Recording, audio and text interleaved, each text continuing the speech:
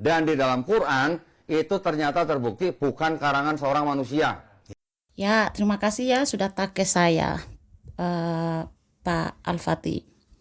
Jadi dalam fit ini ya teman-teman, Don Titan mengatakan bahwa Al-Quran itu murni wahyu Allah, bukan karangan manusia. Ya, tidak masalah karena ini adalah kalimat dia untuk menegaskan imannya ya. Jadi penegasan iman. Ya, teman-teman. Dan ya seringkali juga ya kalau kita perhatikan kalimatnya bukan karangan manusia, frasa bukan karangan manusia.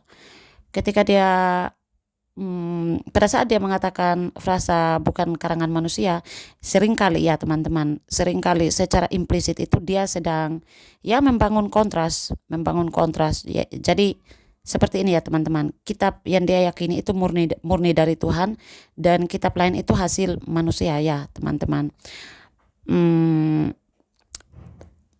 Jadi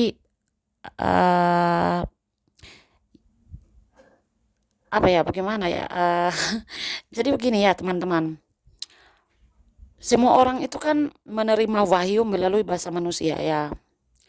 Maksudnya begini, kita coba untuk membongkar pola pikir Don Titan ya secara logika ya.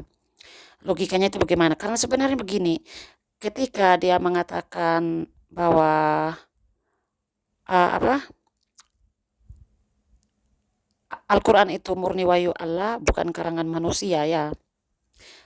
Biasanya itu ada asumsi ya teman-teman, konteks kalimatnya itu bukan karangan manusia ya.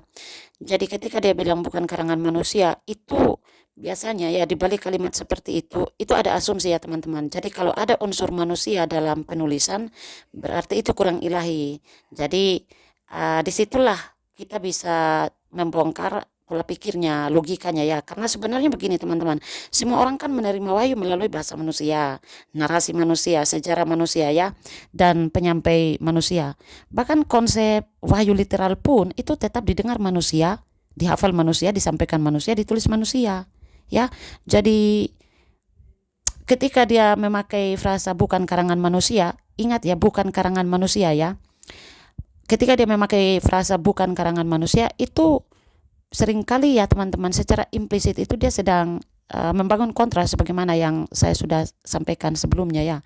Artinya kontrasnya itu begini, kitab yang dia yakini itu murni dari Tuhan dan kitab lain itu hasil manusia. Ya begitu ya teman-teman.